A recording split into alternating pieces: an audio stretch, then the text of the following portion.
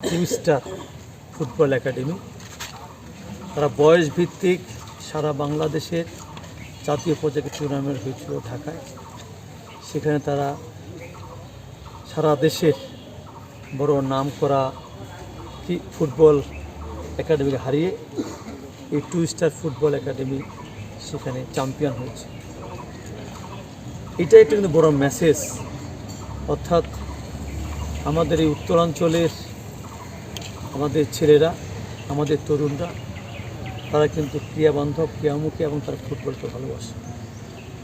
একটা বিষয় অবশ্য আপনারা বলতেও পারেন যে আজকে আমাদের তরুণরা, আমাদের কিশোররা, তারা কিন্তু ক্রিয়া বিমুখ হয়ে যাচ্ছে।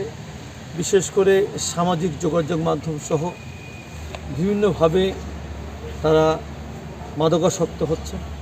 আজকে আমাদের মাননীয় প্রধানমন্ত্রী তারেক রহমান এই জন্যই কিন্তু নূতন 26 চালু করেছেন সিলেটের সেখানে জাতীয় স্টেডিয়াম থেকে। এর মধ্য দিয়ে ক্লাস 4 থেকে যে ছাত্রটি স্কুলে যাবেন তাকে আমরা ফুটবল, ক্রিকেট, ভলিবল, ব্যাডমিন্টন সহ আমাদের বিশেষ করে জাতীয় পর্যায়ে 6টি খেলা এবং আরও সাংস্কৃতিক অঙ্গনে আমাদের সন্তানেরা যেন সেইখানে মাঠমুখী হন, ক্রিয়ামুখী হন এবং সাংস্কৃতিক অঙ্গনে ফিরে আসেন। এবং আজকে যে বিষয়টা বললাম যে বিশেষ করে সামাজিক যোগাযোগ মাধ্যম মুখে এত বেশি হয়েছে, এটা ভালো হচ্ছে, খারাপ দিকটাই বেশি। সেখান থেকে আমাদের সন্তানদেরকে, আমাদের তরুণদেরকে, আমাদের কিশোরদেরকে যদি রক্ষা করতে হয়, সেখানে ক্রিয়ার কোনো বিকল্প নাই, ফুটবল বা ক্রিকেটের কোনো বিকল্প নাই।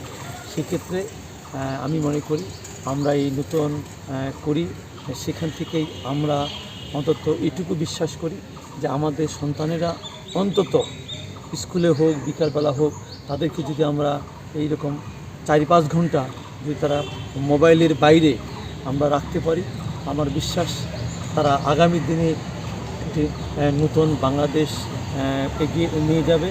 এবং তারা বিশেষ করে এই যে সামাজিক যোগাযোগ মাধ্যমের যে ব্যাধি, সেই ব্যাধি থেকে আমরা রক্ষা করতে পারবো। তার মধ্য দিয়ে আমরা ফুটবল, ক্রিকেট বা আরও যে খেলাধুলাগুলো আছে সেই খেলাধুলাতে আমরা আরও চৌকুশ এবং দেশ সেরা আমরা সেরকম প্লেয়ার তৈরি করতে পারবো, যারা দেশে এবং আন্তর্জাতিক পর্যায়ে বাংলাদেশ সুনাম করে নিয়ে আসবে। আমি ব্যক্তিগতভাবে পঞ্চগড় জেলা ফুটবল ফেডারেশনের কনভেনার এবং আমি কেন্দ্রের বিশেষ করে কমিউনিকেশন কমিটি চেয়ারম্যান।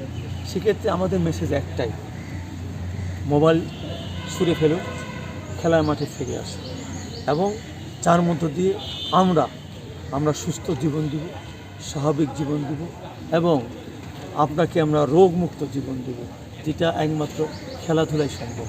আমি আশা করব আমাদের এই মেসেজটা আমাদের প্রত্যেকটি অভিভাবক ধারণ করবেন এবং তার সন্তানকে মাঠমুখী করবেন। এবং আমি এটুকু বলতে চাই, আমি কিন্তু বিশেষ করে এই মন্ত্রণালয়ের দায়িত্ব পাওয়ার পরেও আমরা কিন্তু খুবই দ্রুততার সঙ্গে চেষ্টা করছি বোধহয় একটি মিনি স্টেডিয়াম তৈরি করার জন্য। এই বিষয়ে আমাদের ইউনো মহোদয়ের সঙ্গে আমরা কাজ করছি। আশা করি আমাদের বদাবাসী এই ক্ষেত্রে একটি সুখবর পাবে।